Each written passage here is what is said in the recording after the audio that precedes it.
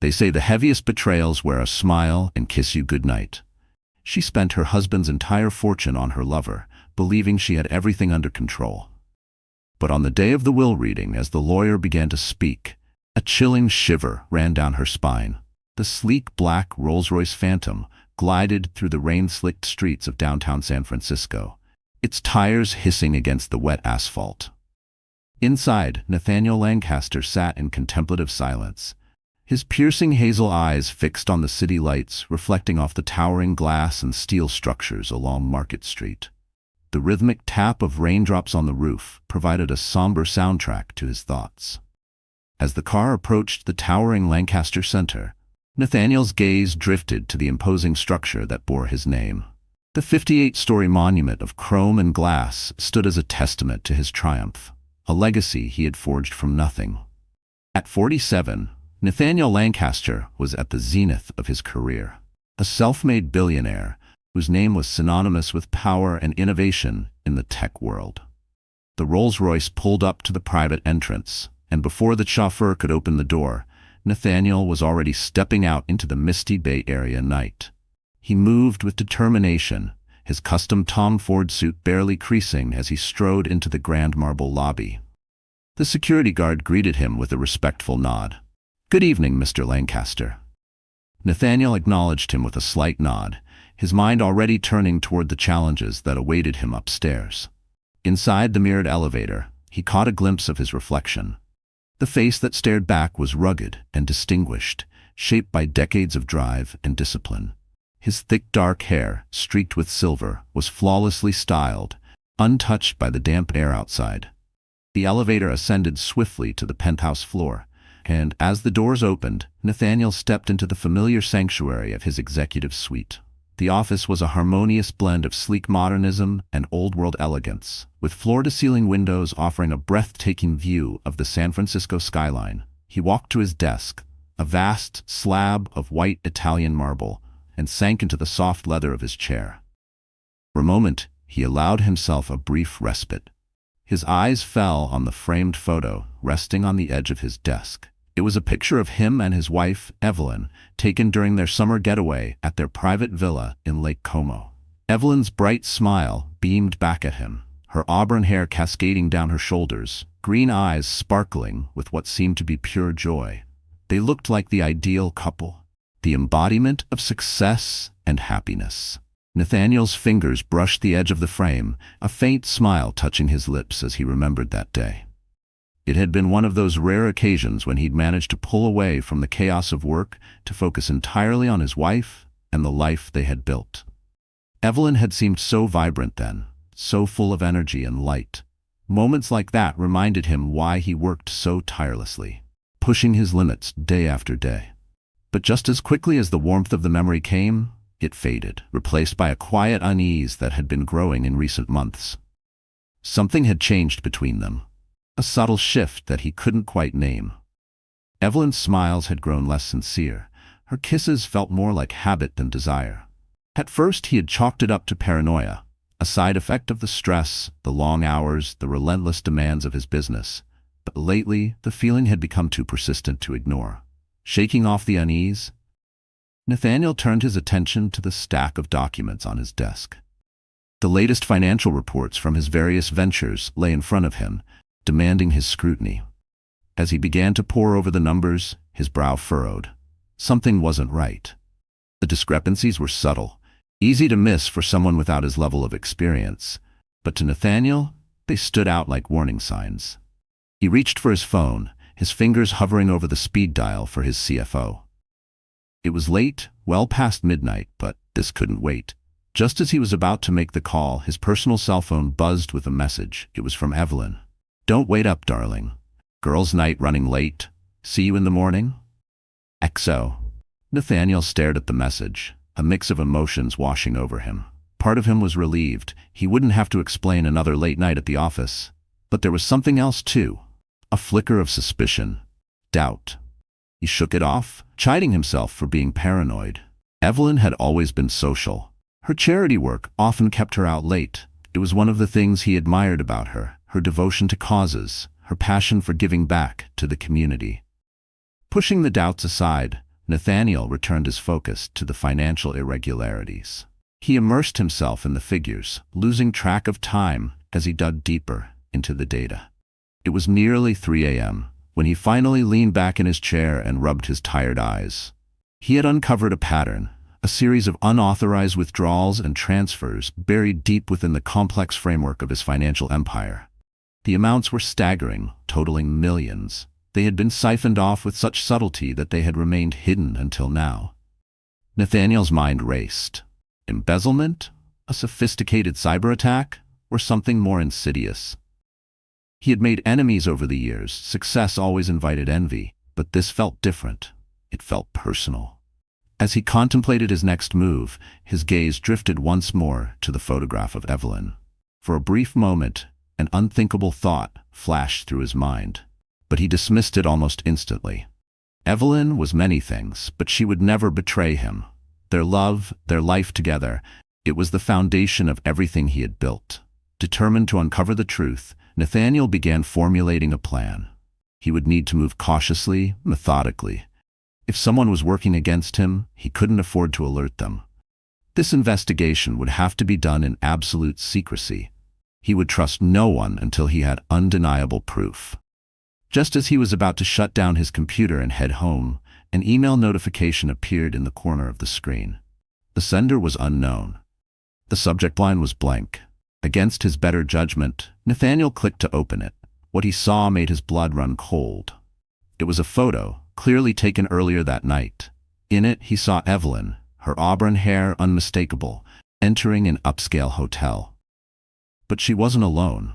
A man, tall and dark-haired, had his arm around her waist, guiding her through the revolving door.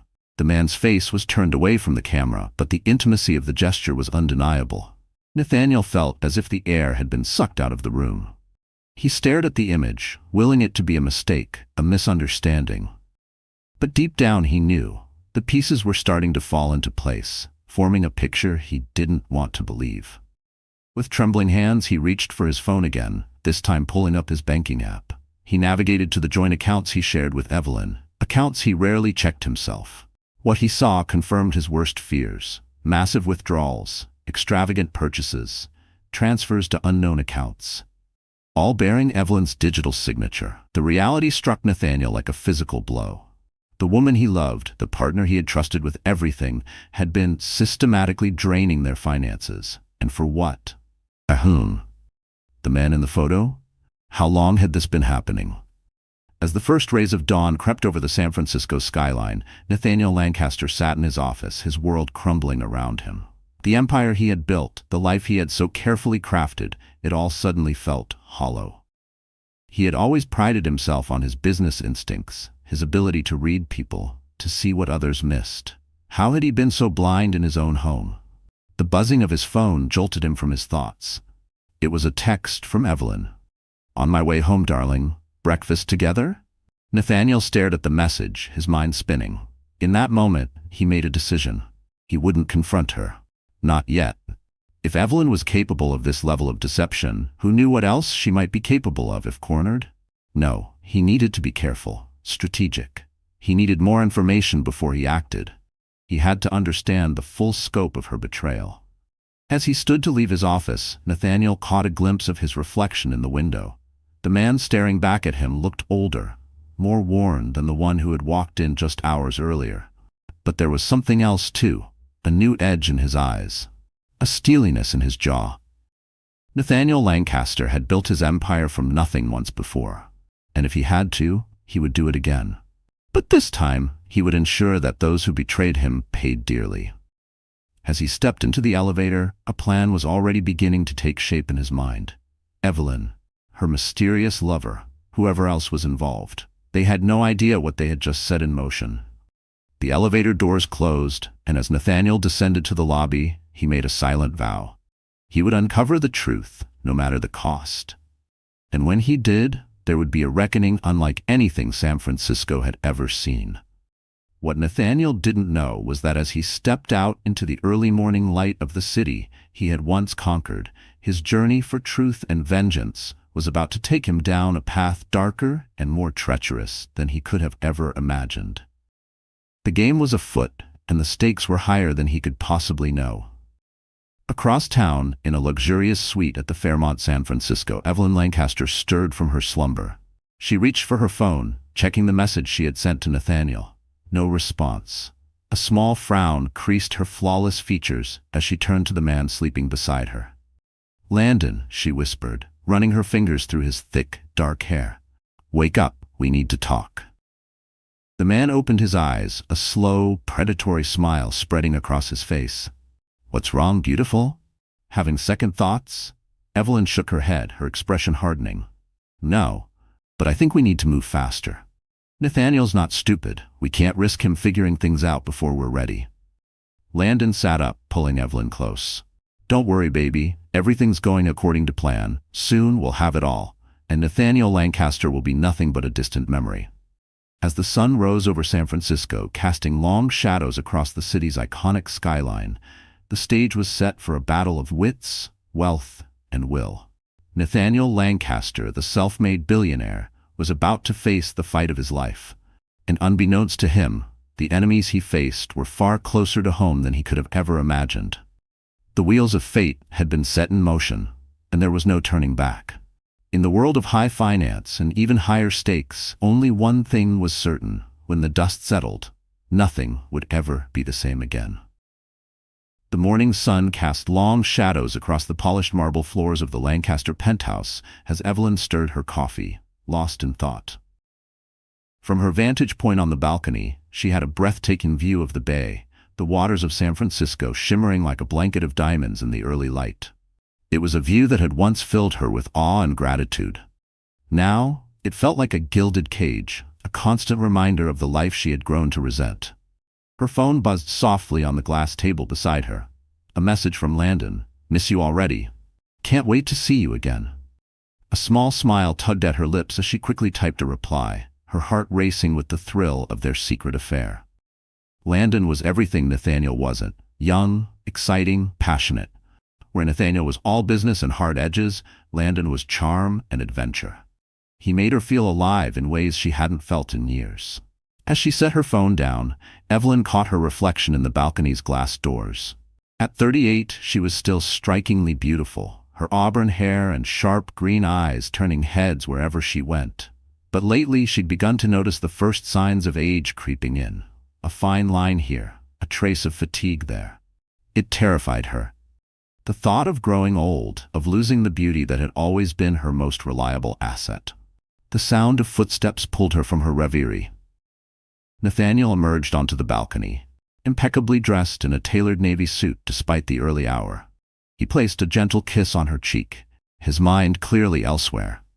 "Good morning, darling," he said, his voice distracted. "I'm afraid I'll have to miss breakfast again. There's a situation at the office that needs my immediate attention." Evelyn fought to keep the bitterness from her voice. "Of course, Nathaniel.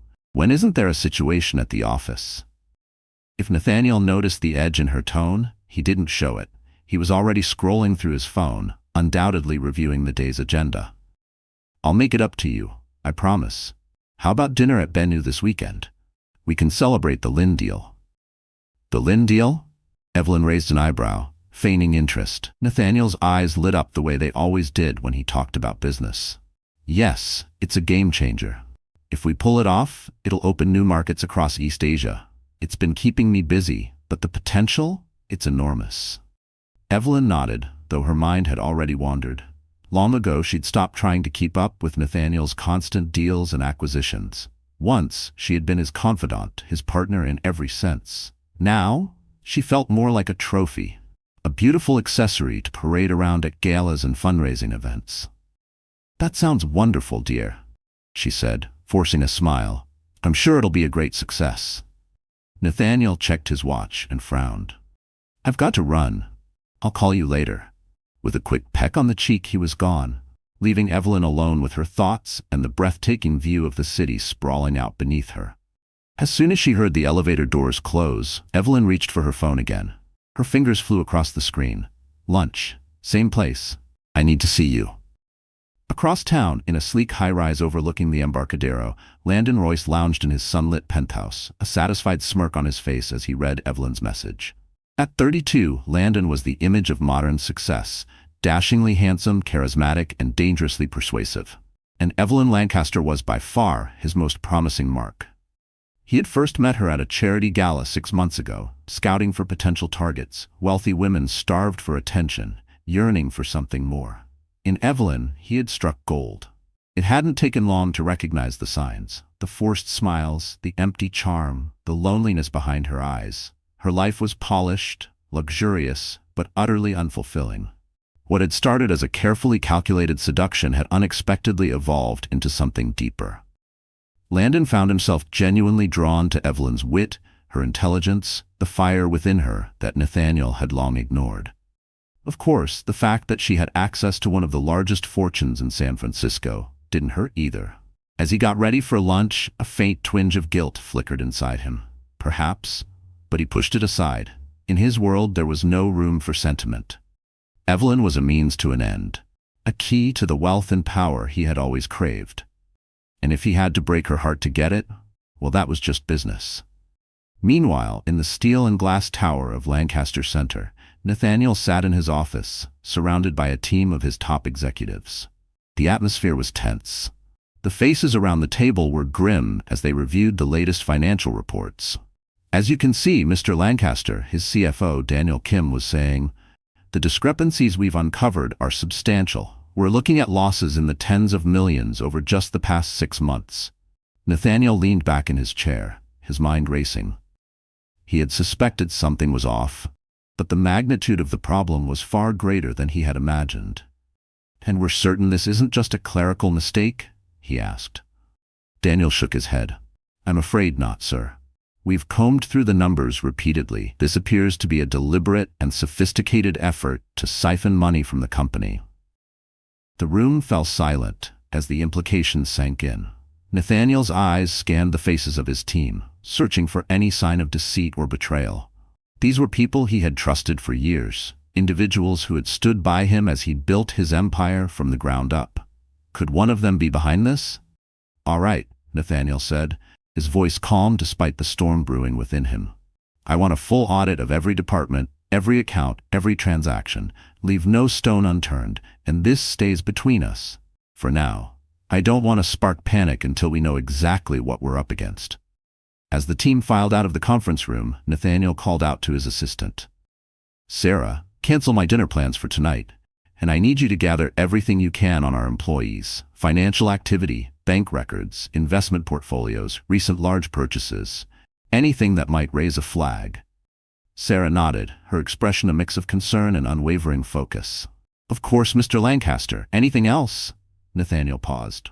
Sarah had been with him for over a decade. One of the few people he still trusted. "Yes," he said finally. "I need you to discreetly monitor Evelyn's spending. Personal accounts, credit cards, everything. And Sarah, this is strictly confidential. No one can know, not even her." If Sarah was surprised by the request, she didn't show it. "Understood, sir. I'll get the information to you as soon as possible." As she left the office, Nathaniel turned to the floor-to-ceiling windows. His reflection was superimposed over the San Francisco skyline. The empire he had built was under siege, and he couldn't shake the feeling that this was only the beginning of something much darker. Across the city, in a quiet corner of the exclusive Epic Steak, Evelyn and Landon sat close together, their conversation low and intimate.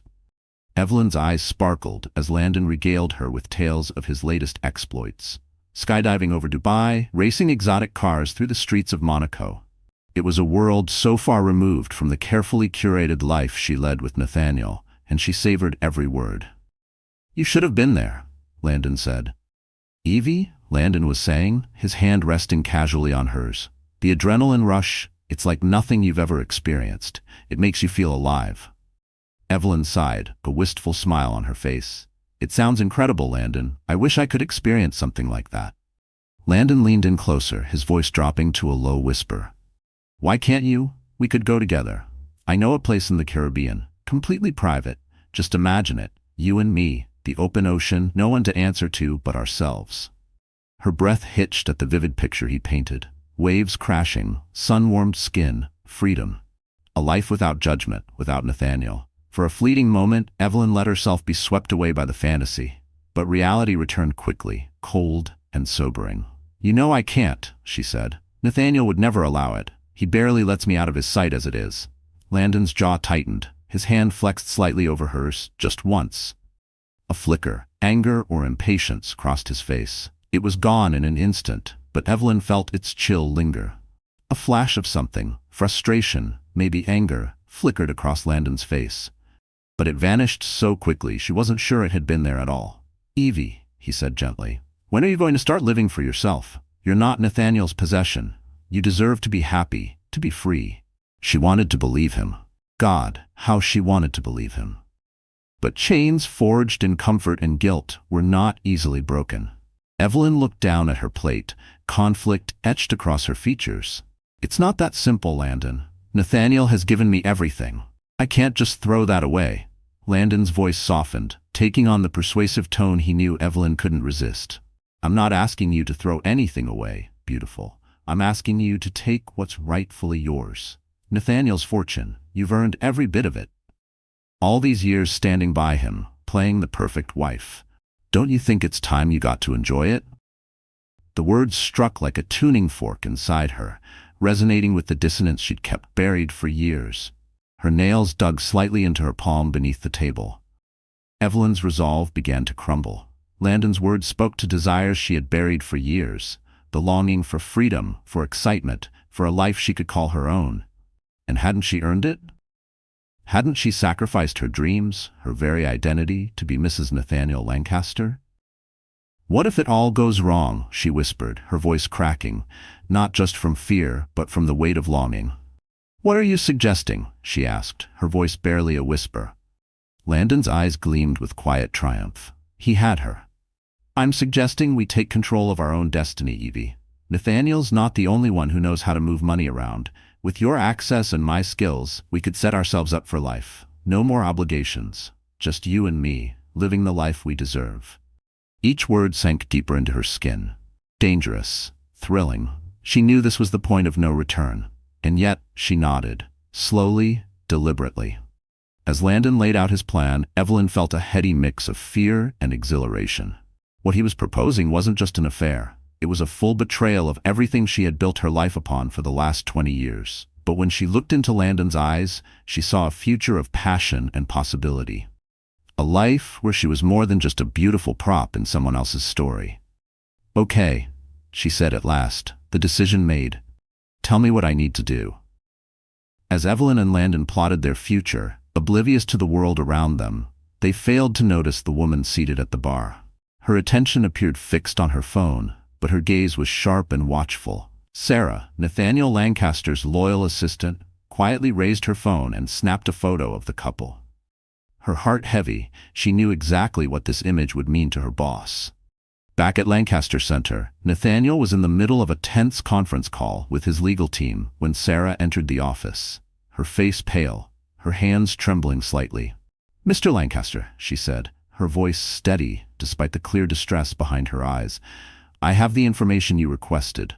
I think you need to see this right away."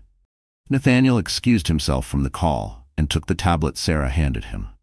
As he swiped through the photos and financial statements, his expression darkened. The last remnants of doubt vanished. The woman he had loved, the partner he had entrusted with everything, was systematically tearing down the life they had built together. "Sarah," he said, his voice dangerously calm, "set up a meeting with Jack Wren. Tell him it's urgent." Sarah's eyes widened slightly. She recognized the name, San Francisco's most feared and relentless private investigator. "Of course, Mr. Lancaster. Is there anything else?"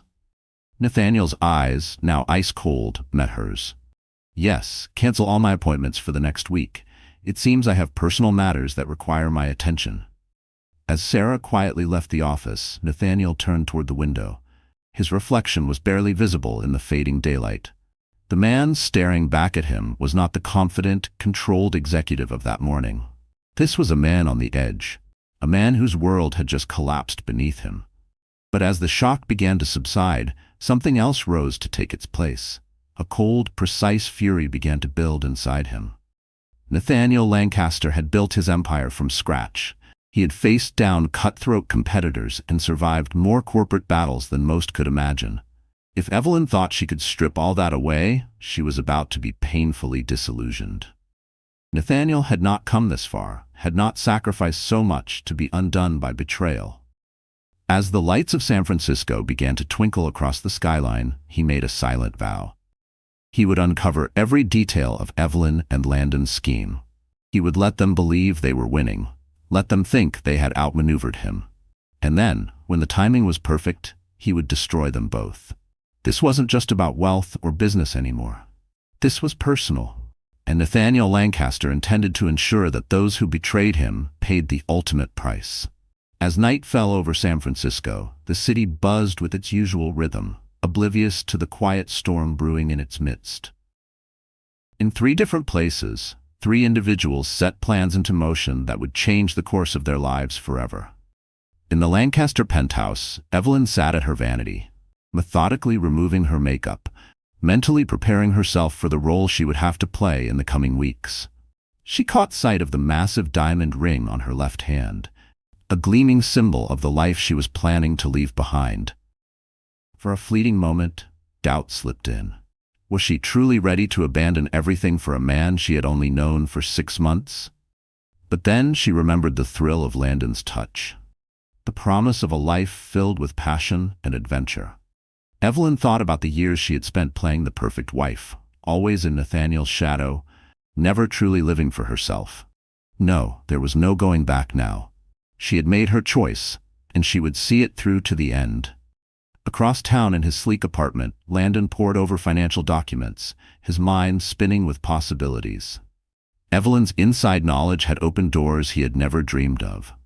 With her access, he could siphon off millions, maybe even billions, without Nathaniel ever suspecting a thing.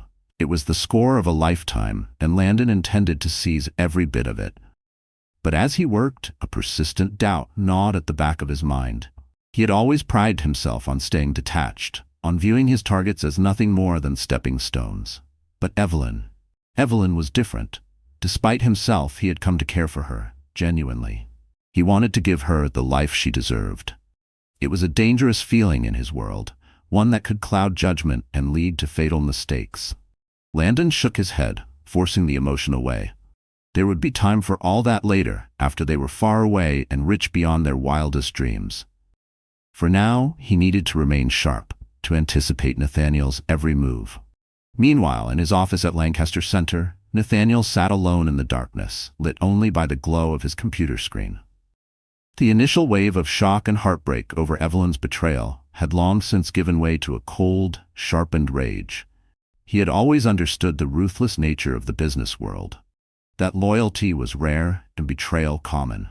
But never had he imagined the greatest threat to everything he'd built would come from within his own home. As he reviewed the evidence Sarah had compiled, a plan began to form in his mind. It was dangerous, risky enough to bring everything crashing down if it failed. But if it worked, it would not only protect his fortune, it would devastate Evelyn and Landon in ways they could never recover from. Nathaniel picked up his phone and dialed a number he had hoped never to use. After 3 rings, a gravelly voice answered. "Ren here."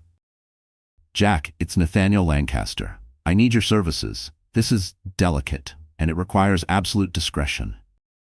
There was a brief pause before Ren's voice returned, cool and professional. "I'm listening, Mr. Lancaster." As Nathaniel began to outline his plan, a grim satisfaction settled in his chest. Evelyn and Landon thought they were in control, that they were playing a game they could win, but they were about to discover just how outmatched they truly were. In Nathaniel's world, there were no second chances, no space for forgiveness. They had made their move. Now they would pay the price. The stage was set. The players were in position. In the weeks ahead, a battle would unfold in the shadows of San Francisco's glittering skyline. A battle of wits, of will, and of relentless determination. And when the dust settled, only one side would remain standing. As Nathaniel hung up the phone, he allowed himself a small, cold smile. Let Evelyn and Landon savor their fleeting victory. Soon enough, they would understand the true cost of crossing Nathaniel Lancaster. The clock on his desk ticked steadily, counting down the moments until the real game began. In the world of high finance and even higher stakes, time was the most valuable currency of all.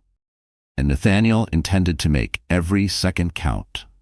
The early morning light filtered through the floor-to-ceiling windows of Nathaniel's office, casting long shadows across the polished walnut desk. He sat motionless, his intense hazel eyes fixed on the computer screen before him. The soft hum of the air system and the distant stirrings of San Francisco coming to life below were the only sounds breaking the heavy silence.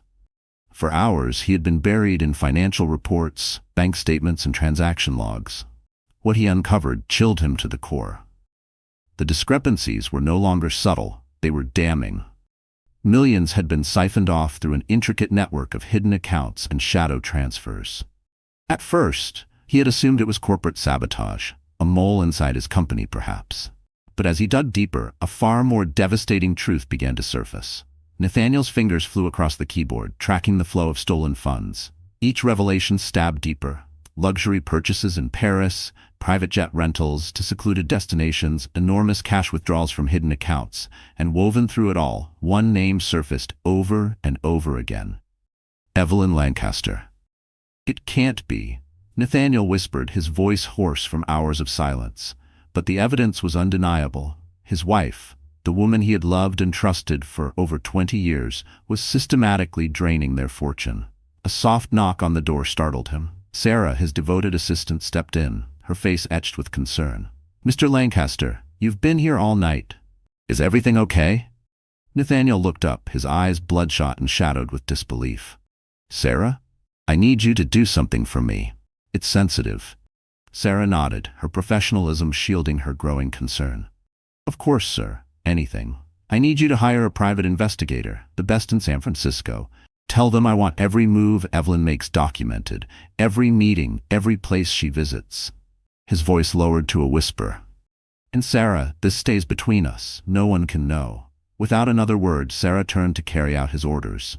Nathaniel returned to his screen, his mind awhirl with questions. How long had this been going on? And more importantly, why?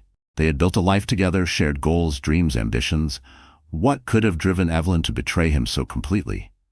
In the weeks that followed, Nathaniel lived a double life. To the world, he remained the composed visionary CEO, striking deals, expanding his empire. But behind closed doors, he was a man consumed by suspicion and pain, buried in surveillance photos and investigator reports. The final blow came on a crisp autumn evening. Nathaniel sat in an unmarked car across the street from the Four Seasons in downtown San Francisco, his heart pounding as he watched the entrance.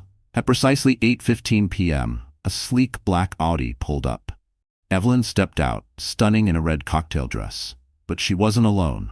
A man Nathaniel didn't recognize emerged from the driver's side, tall, dark-haired, and considerably younger.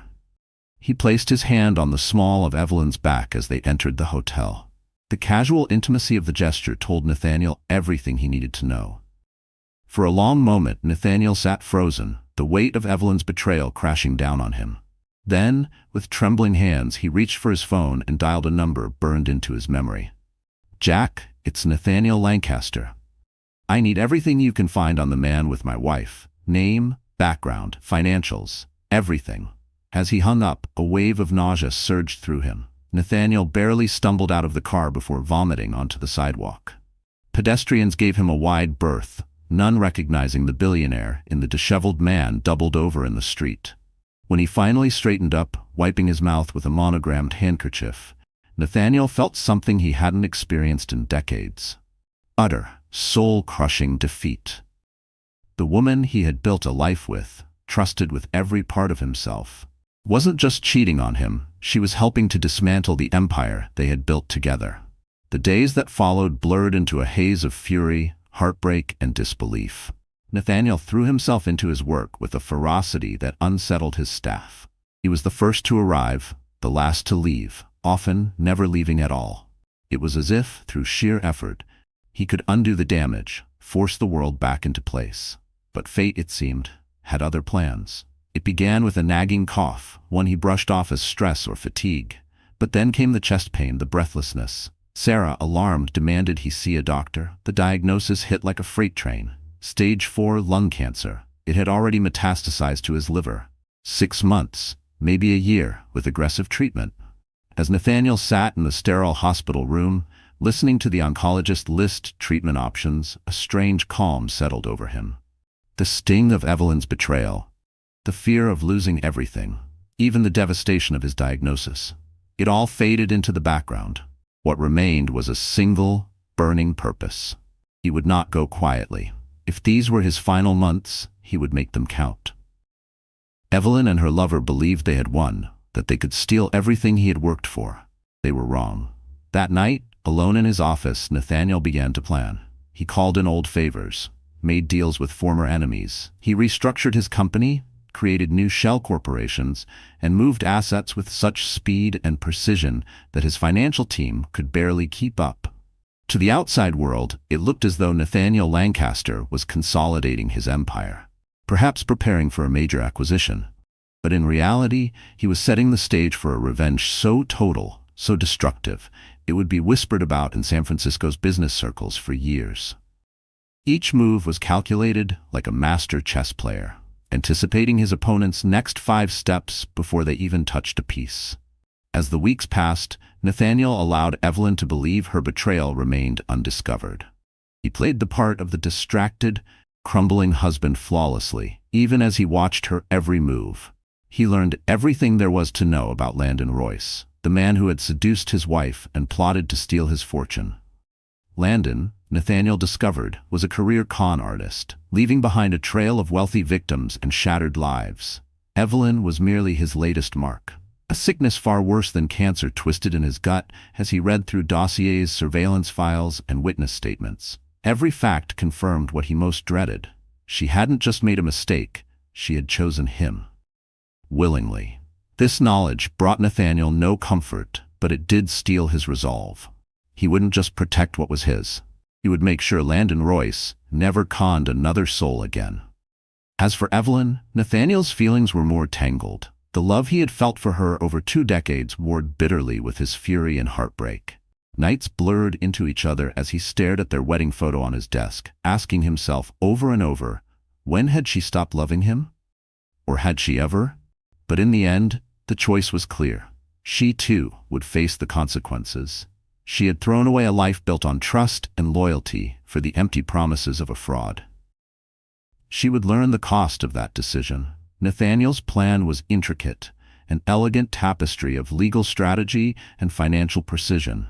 He designed a maze of transactions and investment structures so convoluted even his most senior advisors couldn't fully trace them. At the heart of it all was a single, irrevocable trust, its contents and true beneficiaries known only to Nathaniel and his most trusted attorney. It was his final vault, one no thief, no matter how charming or close, could ever penetrate. As he worked, Nathaniel felt his body failing. The cancer treatments left him drained and violently ill. His once formidable presence had grown gaunt, his strength waning by the day. But rage has its own momentum, and betrayal its own bitter fuel. But he pushed through the agony, fueled by a relentless will. He had always been a man who thrived on control. And now, facing the greatest loss of control imaginable, he funneled everything into this final act. It was on a cold, rain-swept night in late November that everything changed. Nathaniel had just returned from another brutal round of chemotherapy and was working late in his office, as had become his routine. Sarah had long since gone home, leaving him alone in the towering, silent building. As he stood to pour himself a glass of water, a wave of dizziness overwhelmed him. Nathaniel reached out to steady himself on the desk, but his legs, weakened from treatment, gave out beneath him. He collapsed. His head struck the sharp corner of the desk on the way down. Darkness closed in. When he regained consciousness, he found himself lying in a pool of his own blood, paralyzed by pain. His head throbbed with a searing agony, and warm wetness spread beneath him. With trembling fingers, he reached for his phone, only to see it lying inches away, just out of reach, having skittered across the floor in his fall. As he lay there, the reality of his situation sinking in, Nathaniel was struck by a moment of perfect clarity. In a flash of stark, vivid detail, he saw the path his life had taken, the decisions, the sacrifices, the love he had lost. He thought of Evelyn, of the years they had shared, and the quiet erosion of trust. He thought of Landon, the man who had stolen not only his wife, but everything they had built together. And he thought of his plan, the elegant, ruthless strategy he had crafted in secret. In that moment, Nathaniel Lancaster made a decision that would alter the course of everything that was to follow. With the last of his strength, he dragged himself across the floor to his desk, lifting himself just enough to reach the keyboard. He typed a series of commands, entering encryption keys and overriding security protocols. As his vision blurred and consciousness faded, he pressed the final enter key. A message flashed across the screen: "Protocol initiated." With a faint, knowing smile, Nathaniel Lancaster closed his eyes. Even in death, he would have the last word. The rules had changed, and now neither Evelyn nor Landon, nor even Nathaniel himself, could predict what would come next. As the first light of dawn crept across the San Francisco skyline, Sarah arrived at the office to find Nathaniel unconscious, barely breathing.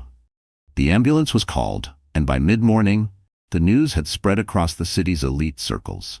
Nathaniel Lancaster, tech mogul and one of San Francisco's most powerful figures, had suffered a massive stroke. In the days that followed, as Nathaniel lay in a coma in the ICU, the machinery of his final act began to turn. Across the city, in boardrooms and shadowy corners, on trading floors and in penthouses, the ripples of his last move spread outward. Evelyn rushed to the hospital, wearing a mask of well-practiced concern, unaware that the life she had so carefully constructed was about to collapse.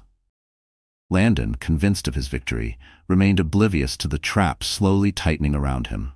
In the sterile quiet of the hospital, machines beeped rhythmically, keeping Nathaniel alive. But his mind, always his most powerful asset, had already launched its final and most devastating play. The stage was set for a reckoning that would shake the foundations of San Francisco's elite. In his hospital room, surrounded by blinking monitors and efficient nurses, Nathaniel Lancaster lay still.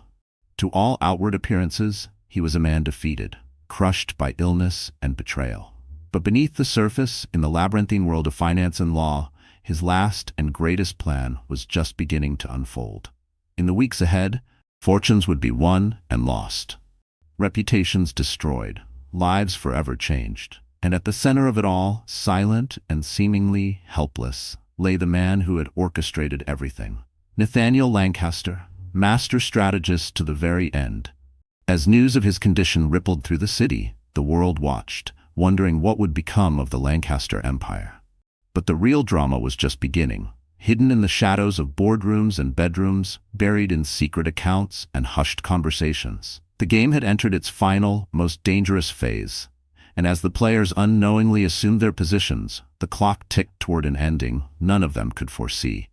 In the stillness of his hospital room, hooked to wires and machines, Nathaniel Lancaster waited. His body might have failed, but his will remained unbroken. He had set the board, moved the pieces, and now, even from the brink of death, he would play the endgame. He would see his final game played out, down to its bitter, inevitable end. The stage was set, the players unaware of the parts they were playing in this grand, tragic production. As San Francisco bustled through its morning routines, the city remained oblivious to the drama quietly unfolding in its midst. The first domino in Nathaniel Lancaster's intricate plan had tipped, the endgame had begun, and nothing would ever be the same again. The rhythmic beeping of medical monitors filled the private hospital room where Nathaniel Lancaster lay still. His once commanding presence had withered into a frail, diminished form. The sterile white walls and sharp scent of antiseptic stood in stark contrast to the storm quietly raging in the comatose man's mind.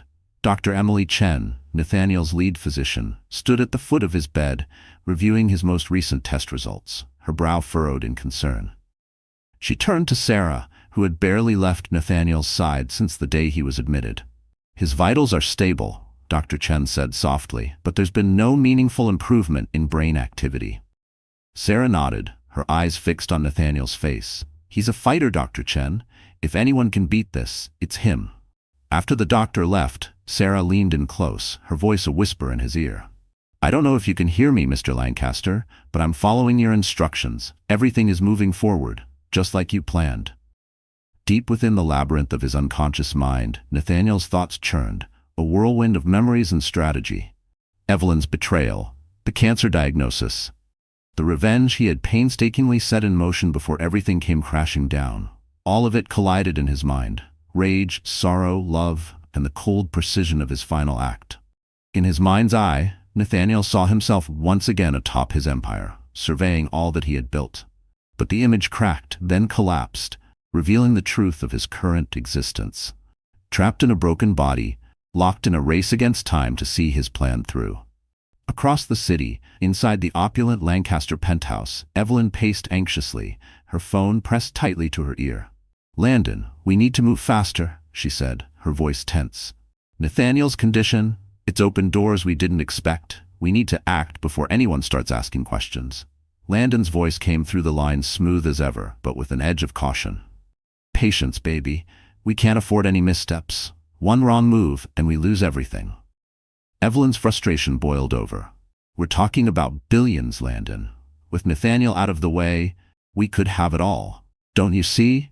This is our moment." She ended the call and caught a glimpse of herself in the mirror.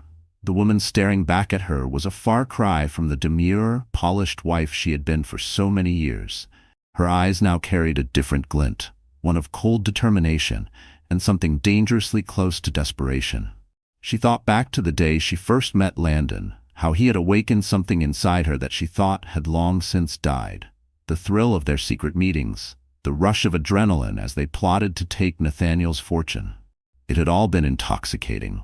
But now, with Nathaniel lying comatose and their plans inching toward fruition, Evelyn felt a new emotion rising within her. Impatience.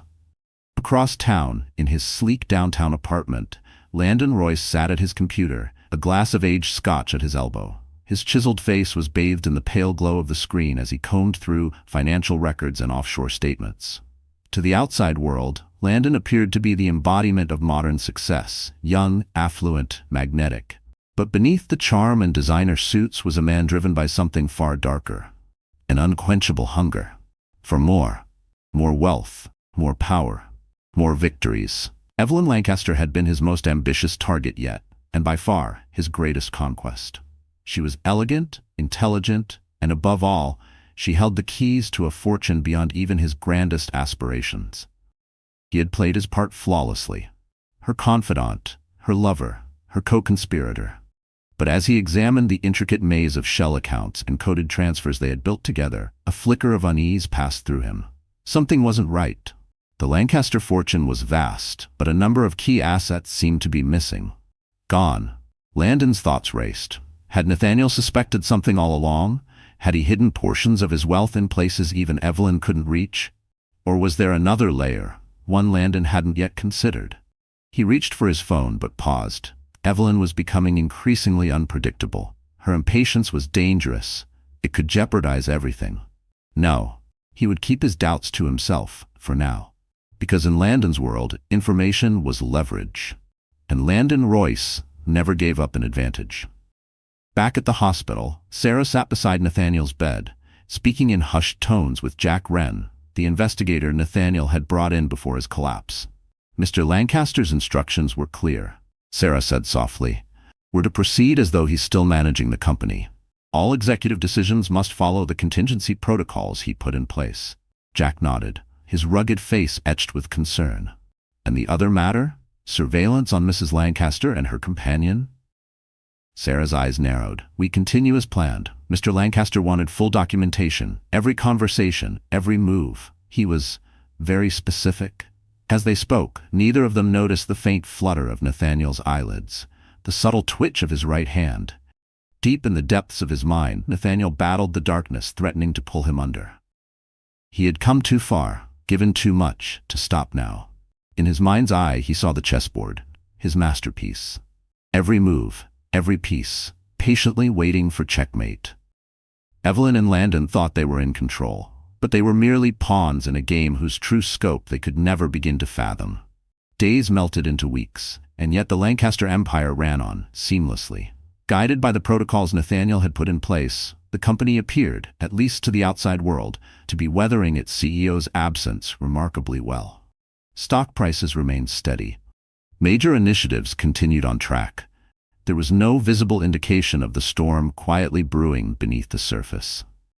Evelyn, growing more confident by the day, began to insert herself more directly into the company's affairs. She attended board meetings, made high-profile appearances, and gave press interviews, painting herself as the devoted wife stepping up in her husband's time of need. But behind closed doors, her actions told another story. Late-night meetings with lawyers and private wealth managers, secretive phone calls with Landon, an ever-growing stack of internal documents cataloging the Lancaster assets. All signs pointed to a woman preparing to seize control. What Evelyn didn't realize was that every move she made was being closely watched and meticulously recorded. The loyal team members Nathaniel had discreetly placed in key positions fed daily updates to Sarah. Every authorization, every inquiry, every attempt to access sensitive financial data. Meanwhile, Landon was grappling with something entirely new: doubt. The deeper he examined the Lancaster accounts, the more unsettled he became. Some numbers didn't align. Certain investments seemed like dead ends. Entire sums of money had seemingly vanished into nowhere. One night, unable to shake the feeling that something was deeply wrong, Landon showed up at the penthouse unannounced, a folder of documents under his arm. "We need to talk," he said bluntly as Evelyn opened the door. "Something's off with the numbers. I think Nathaniel might have outsmarted us." Evelyn's eyes narrowed, flashing with frustration. "Don't be absurd. Nathaniel's in a coma. He's not a threat anymore." But as Landon walked her through the irregularities he'd found, a flicker of doubt crossed Evelyn's face. Had she underestimated her husband? Could it be that, even now, silent and immobile in a hospital bed, Nathaniel Lancaster was still 10 steps ahead? They argued into the night, their voices rising with tension. Neither of them noticed the tiny, sophisticated listening device hidden in a floral arrangement on the credenza, a silent witness to the unraveling of their alliance. Miles away, in a plain, windowless office, Jack Wren listened in with grim satisfaction. He reached for his secure line and dialed. "They're starting to crack," he said simply. Sarah's voice was cool, resolute. "Then proceed to the next phase." Mr. Lancaster was very clear about what comes next. As she hung up, Sarah looked down at the still figure in the hospital bed. "It's working, sir," she whispered. "Everything is falling into place, just like you planned." In the depths of his coma, Nathaniel Lancaster felt a surge of triumph. The pieces were moving. The trap was closing. Soon, very soon, Evelyn and Landon would learn the true cost of their betrayal. But even as his plan advanced, Nathaniel was fighting a different kind of war, a battle for his life. The cancer, which had been ravaging his body even before the stroke, continued its unrelenting march. Dr. Chen and her team pushed forward with experimental therapies and aggressive treatments, but the prognosis remained grim. Inside his mind, Nathaniel worked tirelessly, reviewing every aspect of his plan, searching for any flaw, any misstep that could compromise his revenge. He had poured everything into this: his strength, his peace, perhaps even his life. Failure was not an option. As weeks stretched into months, tension in San Francisco's business elite reached a boiling point. Rumors swirled about the true state of Nathaniel Lancaster's health, about internal power struggles within his empire, and about the looming threat of a hostile takeover. Evelyn found herself under siege from every direction. Board members challenged her authority. Once loyal allies grew cold. Reporters followed her relentlessly, desperate for any scent of scandal. The cracks in her polished exterior began to show. After one particularly brutal board meeting, Evelyn retreated to her office, her hands trembling as she poured herself a large glass of wine. She lifted it to her lips, then paused, her gaze catching a framed photo on her desk. It was a picture of her and Nathaniel on their wedding day, young, beaming, hopeful. For a brief moment, Evelyn felt something unexpected. Regret, guilt. But she quickly buried it. She had come too far to waver now. Nathaniel had ignored her, prioritized his ambitions and his empire over their marriage. She deserved more. Deserved the life she was clawing her way toward. Still, as she stared at the photo, a chilling thought crept in. What if Nathaniel woke up? What if, against all odds, he recovered? The glass slipped from her fingers, shattering on the floor. Across the city, Landon was unraveling in his own way. His once effortless charm had deserted him, replaced by a relentless, gnawing paranoia. Every sideways glance, every private conversation that ended when he entered a room. It all seemed suspicious. He who had always prided himself on being one step ahead now felt like a man stumbling through shadows, uncertain, unbalanced. The Lancaster fortune, once so tantalizingly close, now felt like a mirage, fading with every step. In a rare moment of weakness, Landon considered walking away. He had siphoned enough to start fresh, somewhere far from San Francisco, somewhere the lies couldn't follow him. But the idea of surrender, of watching Evelyn and all that wealth slip through his fingers, was unbearable. No, he would see this through, whatever the cost. As Evelyn and Landon wrestled with their own spiraling doubts and growing fears, Nathaniel Lancaster's plan continued to unfold, executed with flawless precision. Key assets were quietly shifted. Loyal personnel were strategically positioned in essential roles. Damning evidence, painstakingly gathered, was secured, waiting for the perfect moment to detonate.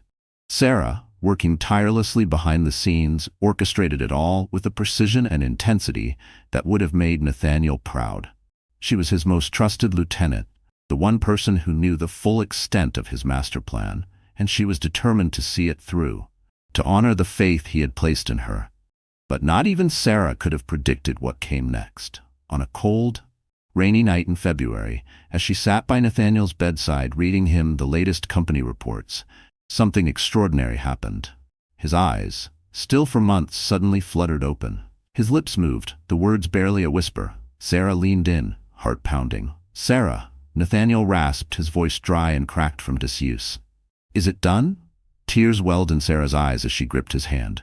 "Not yet, Mr. Lancaster, but soon. Everything is moving forward, just as you planned." A faint smile curved Nathaniel's lips. Then his eyes closed again. But this time something had changed. The monitors tracking his brain activity flickered to life, registering patterns absent for months. Dr. Chen, called urgently to the room, could hardly believe what she was seeing. "It's remarkable," she said, scanning the data. "Mr. Lancaster appears to be emerging from the coma. I can't explain it, but he's fighting back." News of Nathaniel's condition spread like wildfire. Across the Lancaster empire, it sent shockwaves. Board members who had begun to waver suddenly rallied. Employees on the verge of jumping ship recommitted to their roles. And in the high-rises, penthouses, and elite circles of San Francisco, the city's power brokers began re-evaluating their loyalties. For Evelyn and Landon, the news was devastating. Months of careful plotting, deception, and manipulation now threatened to unravel in a matter of days. They met in a secluded hotel room, both visibly shaken. "We need to act now," Evelyn snapped, pacing the room like a panicked animal. "If Nathaniel wakes up, if he talks to the board or the lawyers, we're finished." Landon slumped in an armchair, dragging his hands through his hair in frustration. "It's too risky. We don't even have full access to the accounts yet. If we move now, we could lose everything." Their argument escalated, anger, desperation, and blame pouring out like venom. By the time they parted in the early hours of the morning, the united front they once presented had crumbled, replaced by suspicion and smoldering resentment. What neither of them realized was that their entire conversation had been recorded, every word, every gesture, captured by the high-grade surveillance equipment Jack Wren had installed weeks earlier. As dawn broke over San Francisco, casting golden light across the steel and glass skyline, the stage was set for the final act of Nathaniel Lancaster's master plan. The city blinked awake, unaware it was standing at the edge of a meticulously orchestrated reckoning. In his hospital room, surrounded by Dr. Chen and a dedicated medical team, Nathaniel continued his slow, determined climb back toward consciousness. Sarah, exhausted but energized, made a series of phone calls, locking the final pieces of the intricate puzzle into place. Board members were summoned for an emergency meeting. Attorneys were placed on standby. And deep beneath the Lancaster Tower, inside a secure vault, a sealed set of documents, untouched for months, was finally brought to light. These weren't just papers. They were weapons. Ammunition for a war Nathaniel had no intention of losing. To the outside world, it appeared a miracle was unfolding. The triumphant return of a fallen titan. Headlines celebrated the Lancaster miracle. News crews clustered outside the hospital, waiting breathlessly for updates. But beneath the surface, a much darker narrative was preparing to unfold. The trap Nathaniel had so meticulously engineered was about to snap shut. And when it did, it wouldn't just catch, it would crush. And its prey, Evelyn and Landon, had no idea just how thoroughly they had been outplayed. As the city held its collective breath, Nathaniel Lancaster lay still, eyes closed, his mind honed like a blade. Every hardship, the betrayal, the cancer, the long, dark silence had led to this moment. He had been broken, but never beaten, and now vengeance hummed just beneath his skin like static before a storm. And as strength slowly returned to his limbs, a faint, secretive smile ghosted across his lips. The game was nearly finished, and Nathaniel Lancaster fully intended to rise as its unquestioned victor. Evelyn and Landon had played their roles perfectly, but they had never been the authors of this story. They were merely actors in a drama of Nathaniel's design. Puppets in a theater they never realized had an audience. Now, as the final curtain prepared to rise, they would come to understand the true cost of underestimating him. In the days to come, San Francisco would bear witness to a reckoning the likes of which it had never seen. Fortunes would be won and lost, reputations shattered, lives forever transformed. And at the epicenter of it all would be Nathaniel Lancaster, the maestro of a symphony of revenge, conducted from a hospital bed. A man who had already written the ending long before anyone else knew the story had begun. The city slept, blind to the tremors preparing to rip through its foundations. But in boardrooms and bedrooms, law offices and luxury penthouses, the key players braced themselves. The endgame had begun, and as sunlight spilled across the bay and the winds of change swept the streets, the Lancaster Empire stood on the precipice of its most defining trial. The world watched, waiting to see who would emerge from the storm. Then came the bells. The somber toll of church bells echoed through San Francisco's Pacific Heights. Their heavy song carried on the crisp autumn wind. A sea of mourners, cloaked in black, ascended the steps of Grace Cathedral, faces awash in grief, shock, and for some, veiled calculation. Nathaniel Lancaster, titan of technology, architect of a corporate dynasty, and one of San Francisco's most formidable figures, was dead. The news sent shockwaves through the city's business elite. After months in a coma, Nathaniel Lancaster had shown signs of awakening, renewing hope, igniting speculation. But in a cruel twist of fate, just as it seemed he might rise and reclaim his empire, his weakened body finally gave in to the ravages of cancer. Inside Grace Cathedral, beneath vaulted Gothic arches and cascading light from stained glass windows, San Francisco's elite gathered to pay their respects. In the front pew, Evelyn Lancaster sat motionless, her face hidden beneath a black lace veil. To all appearances, she was the image of a grieving widow. But behind the veil, her eyes moved restlessly, searching the crowd for one face. Landon Royce slipped quietly into the cathedral just as the service began, choosing a seat near the back.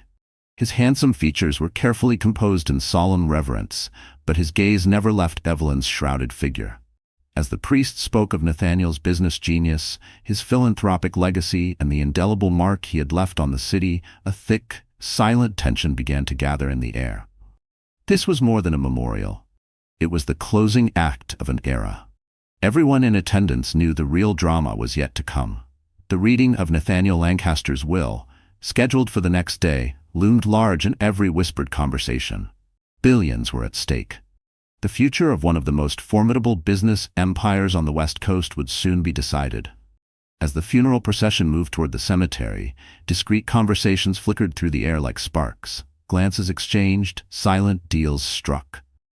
Alliances shifted with each passing moment as San Francisco's power players recalibrated in real time, adjusting to a post-Lancaster landscape. Evelyn remained apart from it all, flawlessly portraying the grieving widow. But as the first shovelful of earth landed on Nathaniel's casket, something stirred in her chest. Was it remorse, fear, guilt, or just a pang of unease about what was still to come? She smothered the feeling. There was no room for doubt now. Everything she had sacrificed, everything she had fought for, hinged on the next 24 hours. She couldn't afford to falter. As the mourners slowly dispersed, Evelyn found herself face to face with Sarah, Nathaniel's ever-loyal assistant. For a brief moment, neither woman spoke. The weight of unspoken history hung heavy between them. "Mrs. Lancaster," Sarah said at last, her voice crisp, professional. "The reading of the will is scheduled for 2 p.m. tomorrow at Lancaster Tower. Mr. Goldstein asked me to confirm your attendance." Evelyn nodded slowly. "I'll be there, of course. Thank you, Sarah." As Sarah turned to walk away, Evelyn's voice stopped her. "Sarah, how was he? At the end?" Sarah paused, her back still to Evelyn. When she spoke, her voice was soft, barely more than a breath. "He was at peace, Mrs. Lancaster," he said. "He had accomplished everything he set out to do." With that cryptic statement hanging in the air, Sarah turned and walked away, leaving Evelyn with a growing sense of dread. The next 24 hours passed in a blur of anxious anticipation. Across San Francisco, in lavish penthouses and mahogany-paneled boardrooms, strategies were plotted and discarded. Legal teams pored over documents, desperate for leverage. And in a modest, windowless office downtown, Jack Wren, the private investigator Nathaniel had hired months earlier, prepared to deliver the final piece of a puzzle years in the making. As the appointed hour neared, the top-floor conference room in Lancaster Tower began to fill. Board members, executives, and key stakeholders took their seats around the massive oval table. The air was thick with tension, every breath heavy with expectation. Evelyn arrived last, flanked by her personal attorney. She took her seat at the head of the table, her posture immaculate, her expression unreadable. But inside, she was a storm barely held in check. Her nails pressed crescent moons into the leather armrest beneath the table. She scanned the room, searching for signs, any sign, that someone knew what was coming. But those who had worked beside her long enough noticed the subtle signs. The slight tremor in her hands, the tightness around her mouth. Beneath the mask of control, anxiety simmered. Jerome Goldstein, Nathaniel's longtime attorney and the executor of his estate, called the meeting to order. "Ladies and gentlemen," he began solemnly, "we are gathered today to hear the last will and testament of Nathaniel Lancaster." He paused, letting the weight of the moment settle. "Before we begin, I must inform you that Mr. Lancaster made a number of unconventional requests regarding this proceeding." A ripple of murmurs moved through the room. Evelyn leaned forward slightly, heart pounding in her chest. Goldstein continued, "As instructed, this reading will occur in two parts. First, we will address the distribution of Mr. Lancaster's personal assets and the future of Lancaster Corporation. Following a short recess, we will reconvene to view a video message, one Mr. Lancaster insisted be played for everyone present." The room buzzed. A video? It was unprecedented. But then again, Nathaniel Lancaster had always had a flair for drama. Goldstein cleared his throat and began to read. "I, Nathaniel Lancaster, being of sound mind and body, do hereby bequeath my estate as follows." What followed was a masterclass in strategy and foresight.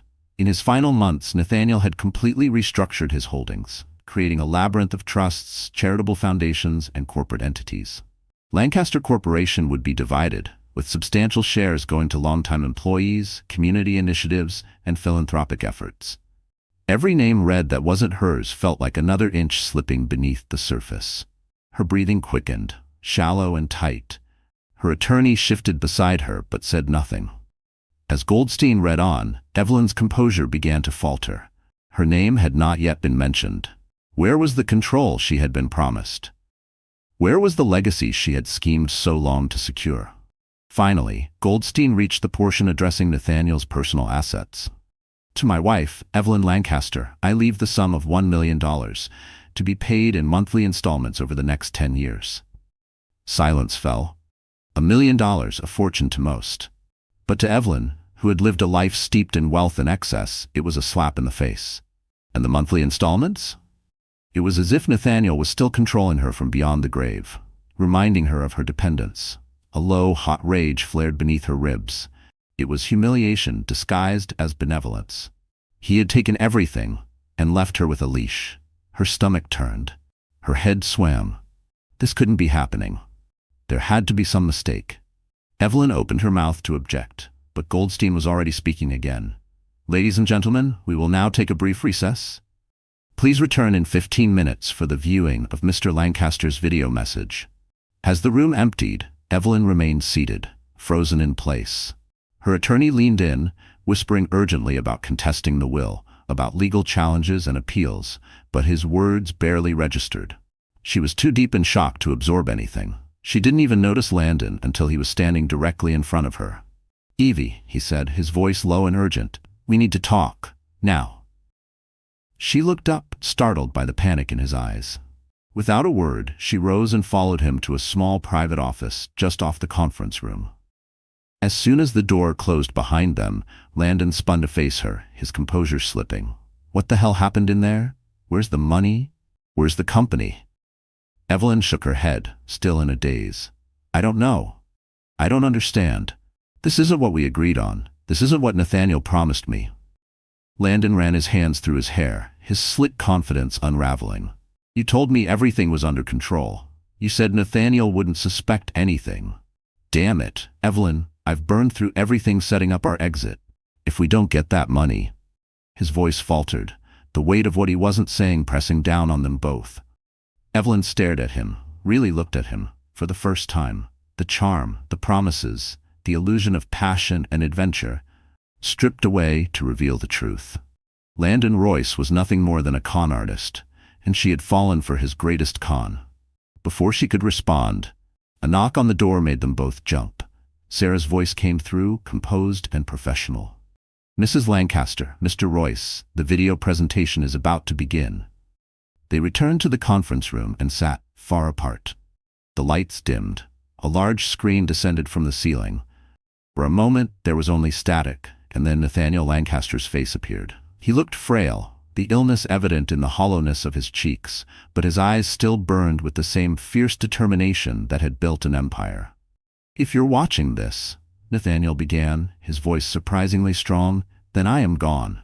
But don't mourn for me. A hush settled over the room. What you are about to witness, he continued, is the culmination of my life's work, my final and greatest achievement. He paused, a faint, knowing smile on his lips. I'm sure by now you're all wondering about the will that was just read. I apologize for the deception, but it was necessary. You see, the real distribution of my assets, the true future of Lancaster Corporation, is about to be revealed. Evelyn felt her heart skip a beat. For a fleeting moment, a spark of hope flared. Had Nathaniel been bluffing? Some kind of game. That's what it felt like. Evelyn's inheritance, her rightful seat at the head of Lancaster Corporation, was surely moments away from being confirmed. But as Nathaniel continued to speak, that hope was swiftly extinguished. For the past year, he said, his tone sharpening, I've been aware of a plot against me. A conspiracy to steal my fortune, to dismantle everything I spent a lifetime building. The architects of this scheme thought they were clever, thought they had fooled me. He leaned slightly forward, eyes narrowing. But they underestimated me, as so many have before. Nathaniel's piercing gaze locked with the camera, and by extension, with everyone seated around the room. Evelyn, my dear wife, did you truly believe I wouldn't notice the missing funds? The hidden accounts? Your affair with Mr. Royce? The color drained from Evelyn's face. Gasps and murmurs rippled through the room. Heads turned. She sat frozen, rooted to the spot, trapped beneath Nathaniel's damning stare. And you, Landon Royce. Nathaniel's voice seethed with contempt. You're not the first man who's tried to worm his way into my empire, and you likely won't be the last. But you are, perhaps, the most arrogant and the most foolish.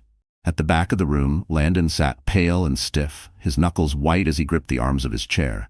What you're about to see, Nathaniel continued, is the result of months of careful investigation.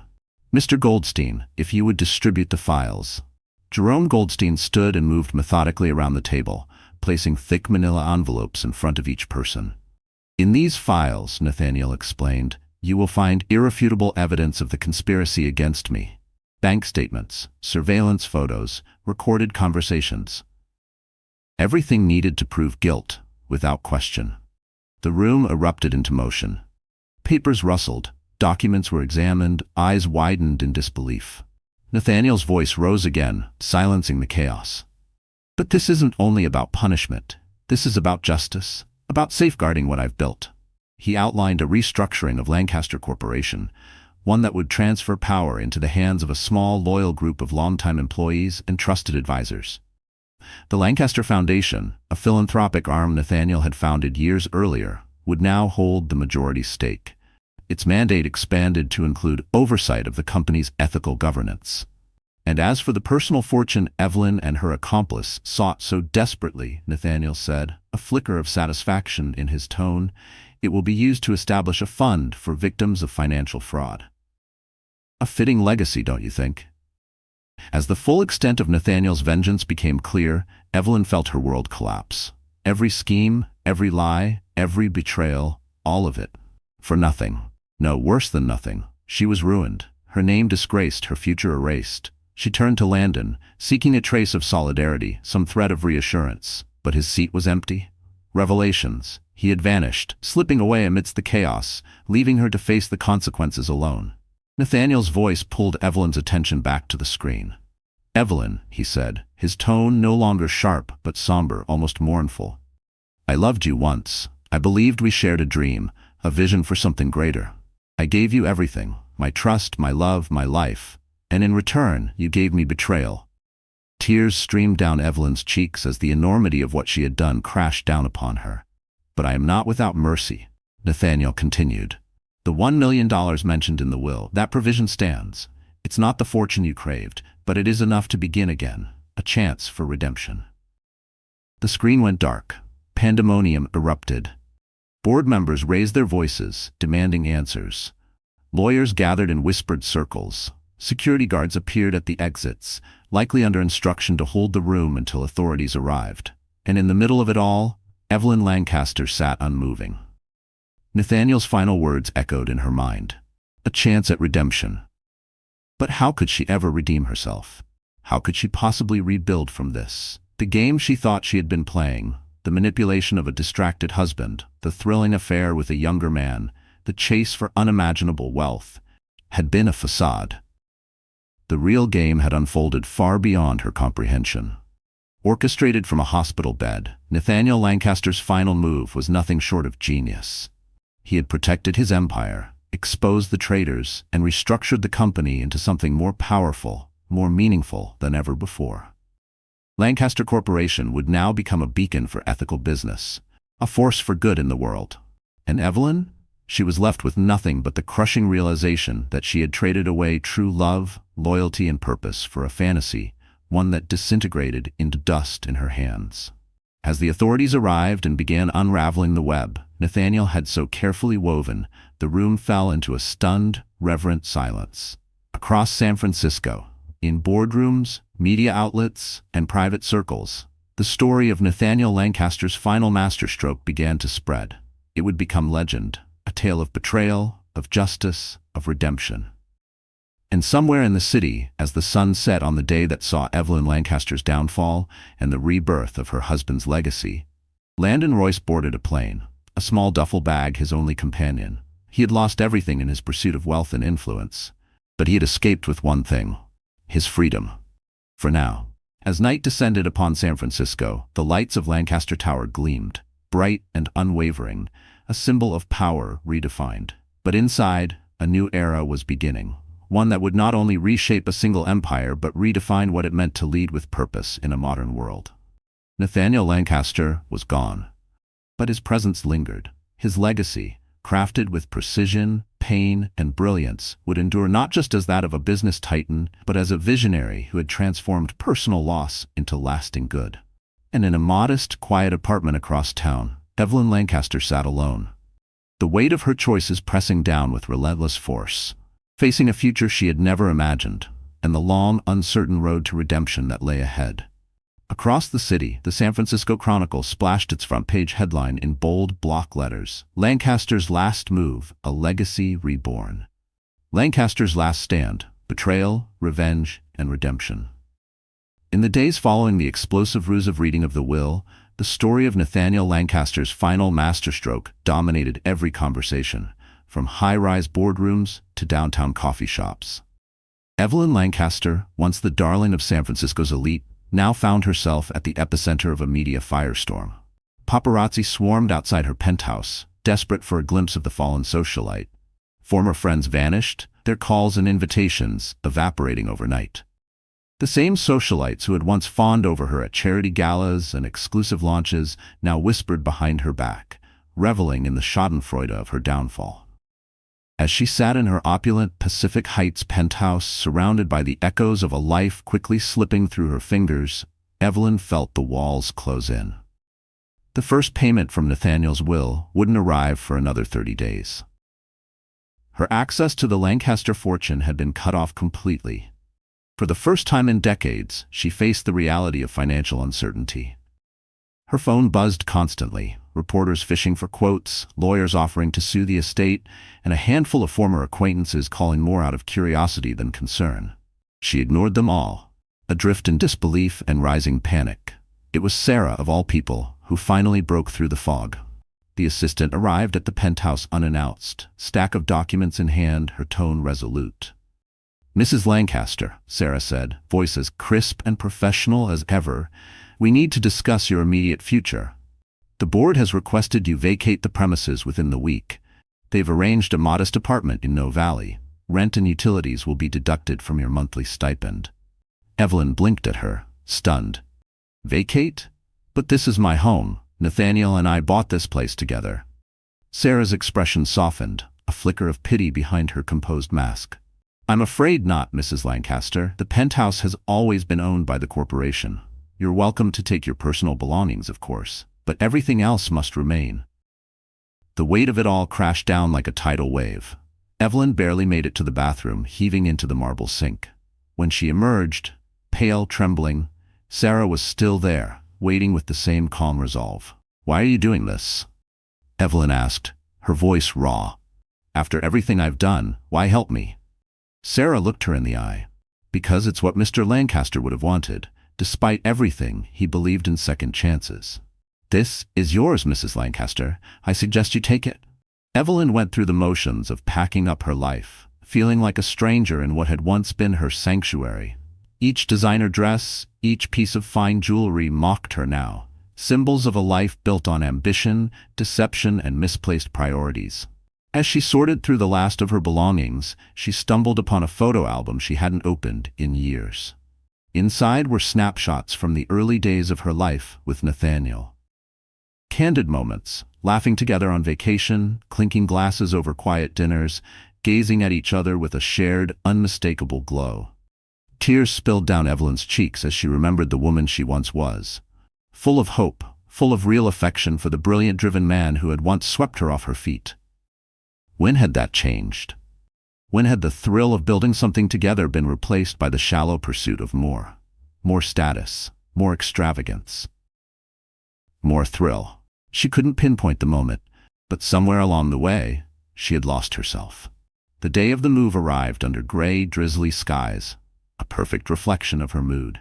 A small moving van waited outside, ready to haul the few personal belongings she'd been allowed to take. As she took one last look around the penthouse, Evelyn felt a bittersweet pang, a strange mix of grief and relief. This had been her gilded cage, and though the unknown loomed, some part of her welcomed the opportunity to begin again. Her new apartment in No Valley was a world apart from the luxury she had once taken for granted. Modest rooms, bare-bones furniture, a view of an alleyway instead of the sweeping skyline she once commanded. But as Evelyn unpacked her few boxes, she felt something stir, something she hadn't felt in years. Possibility. That glimmer faded quickly. Her first trip to the grocery store was a lesson in humility. Standing in the aisle, overwhelmed by prices and planning, she realized she had never budgeted a single meal in her life. Cooking for herself was another challenge. Her first attempt ended in a smoke-filled kitchen and an unrecognizable blackened mess. Sitting on the floor in her tiny kitchen, surrounded by the aftermath, Evelyn broke down. How had it come to this? But over the weeks that followed, she began to adapt. She learned to navigate the bus schedule, to compare prices, to wash her clothes without help, to celebrate the small victories, like a successful dinner or an organized pantry. It was humbling. But with each day she felt something she had never truly known before: independence. A month after the move, her first stipend arrived. A sum that once would have seemed laughable now felt like salvation. She sat at her simple dining table, carefully budgeting every dollar. For the first time, she understood the value of money, not just owned, but earned. As Evelyn settled into her new routine, she reflected on the path that had led her here.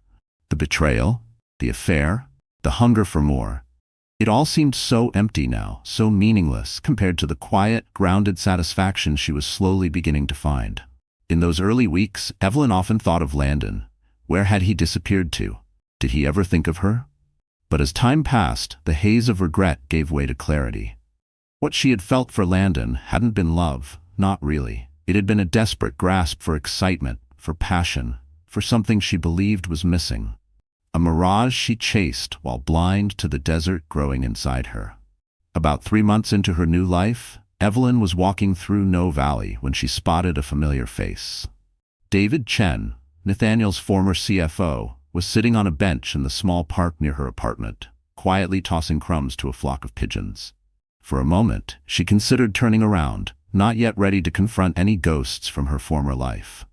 But something stopped her. Maybe it was the way David sat, peaceful, unaffected, like someone who had made peace with the past, something she hadn't yet managed.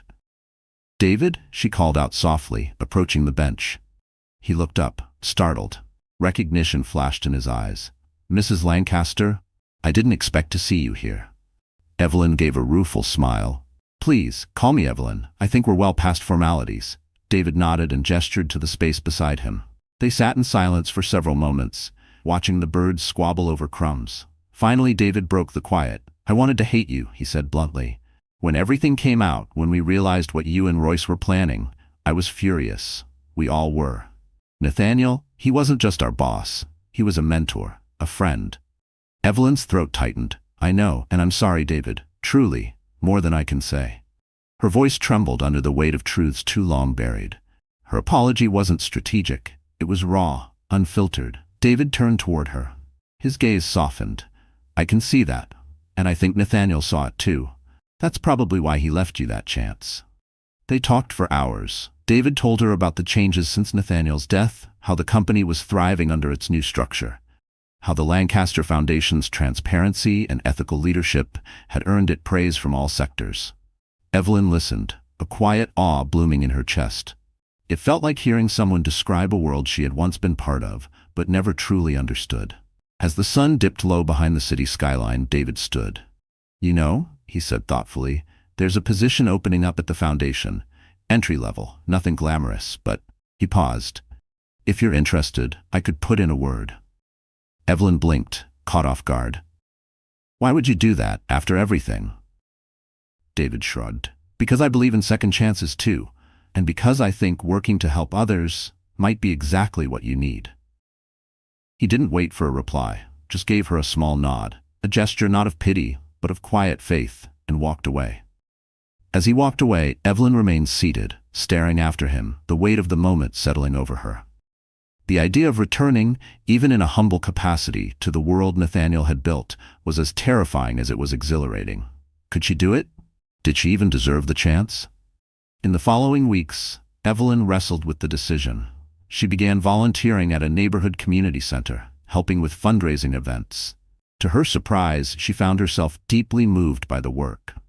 For the first time in years, she felt her energy channeled into something meaningful, something outside herself. It didn't erase her past, but it quieted it, gave it context.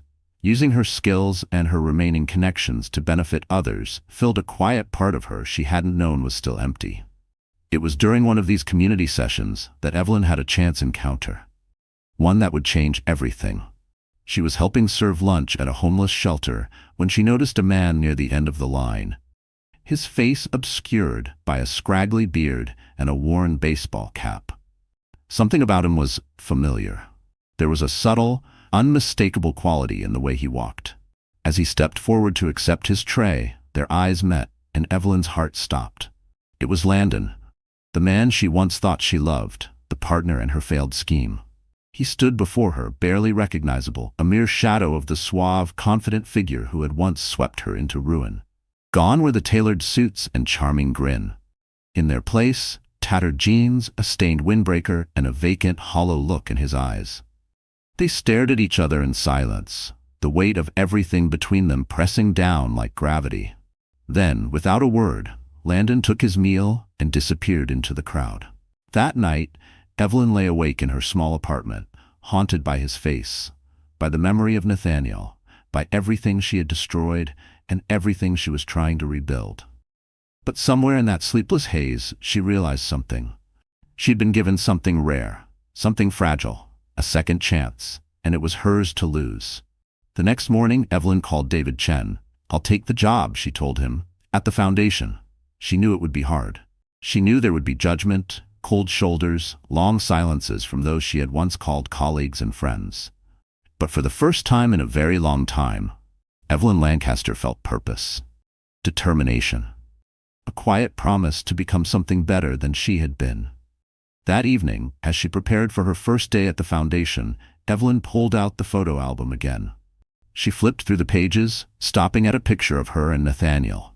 Young, vibrant, smiling into a future they had once believed in. "I'll honor you," she whispered. "I'll make this count." She closed the album with a reverent hand, unaware that her story was not quite finished. That across town, in a nondescript office, another chapter was quietly unfolding. Sarah sat across from Jack Wren, the private investigator who had helped bring down Evelyn and Landon's scheme. Between them lay a thick folder, its contents known only to them, and to the late Nathaniel Lancaster. "Are you sure about this?" Jack asked, his voice low, edged with concern. "It could unravel everything we've done." Sarah didn't hesitate. "It's what Mr. Lancaster wanted. He believed redemption had to mean more than just punishment or charity. It had to come from true change." As they began mapping out the final phase of Nathaniel's plan, a puzzle, years in the making, clicked into place. Because Nathaniel Lancaster's game wasn't over. Not yet. Even from beyond the grave, he had one more lesson to teach. Not just to Evelyn, but to everyone who had been touched by his life and by his death. The coming weeks would reveal a truth far more complex than anyone had imagined. And the final reckoning had only just begun. The city of San Francisco would once again be shaken by revelations from the Lancaster Empire. But this time, the story wouldn't be one of scandal or betrayal. This time it would be a story of hope, of genuine transformation, of how forgiveness, when paired with courage, could change lives. As the sun dipped below the Golden Gate, casting the city in a soft amber glow, the stage was quietly being set for the final act of Nathaniel Lancaster's grand design.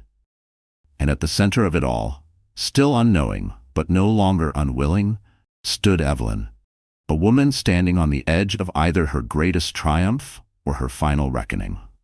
The choice, as Nathaniel had always believed, would be hers to make. 6 months had passed since Evelyn Lancaster had accepted her position at the Lancaster Foundation. The chill of winter had faded, and San Francisco was beginning to bloom with the gentle arrival of spring. Evelyn stood at the window of her modest office, watching the pedestrians below navigate the lively sidewalks of Noah Valley. Her life now bore little resemblance to the opulent world she had once inhabited. And yet, as she reflected on these past 6 months, she realized that she had found something far more valuable than wealth: peace. Her days were filled with purpose, her nights with quiet. She poured herself into the work, drawing on years of social experience and organizational skills to plan events and fundraisers. The irony wasn't lost on her. How the very tools she once used to chase status were now being used to serve others. It had not been easy. Many of her former peers still looked at her with distrust, or didn't look at her at all. And there were days when the shadow of her past loomed large, when Nathaniel's absence was a silent echo in every boardroom and every quiet moment. But step by step, Evelyn was rebuilding her life, her name, her self-respect. To her own surprise, she had formed a genuine friendship with Sarah. The woman's fierce loyalty to Nathaniel had once made Evelyn feel ashamed, exposed. But in time, that tension had softened into mutual respect, and then into something warmer. As Evelyn turned from the window and sat back at her desk, her gaze fell on 2 framed photos. One was recent, a picture taken at the Foundation's latest gala. She stood among colleagues, her smile unforced, her eyes lit with accomplishment. The other was much older. Her and Nathaniel, their wedding day. She kept it not as a memento of what was lost, but as a reminder of the person she was still striving to become. A knock at the door pulled her from her reverie. Sarah entered, her expression unreadable. "Evelyn," she said, her voice low and serious, "there's something you need to see." She placed a thick manila envelope on the desk. Evelyn froze. She knew that envelope. It was identical to the ones distributed during Nathaniel's will reading. Her hands trembled as she reached for it and opened it. Inside the envelope was a handwritten letter in Nathaniel's unmistakable script and a small USB drive. "My dearest Evelyn," the letter began, If you're reading this, then you've taken your first steps on the path to redemption. I always believed there was goodness in you, that the woman I fell in love with was still there, beneath the layers of resentment and misplaced ambition. Tears blurred Evelyn's vision as she continued reading. Nathaniel went on to explain that everything, from the public will reading to the carefully choreographed unraveling of her and Landon's plans, had all been part of something far greater than revenge. I knew simply punishing you would solve nothing, he wrote. You needed to remember who you were, to rediscover the passion for helping others that first drew me to you. So I created this test, the foundation, the job offer, even your run-ins with familiar faces. All of it was designed to give you one thing, a real chance.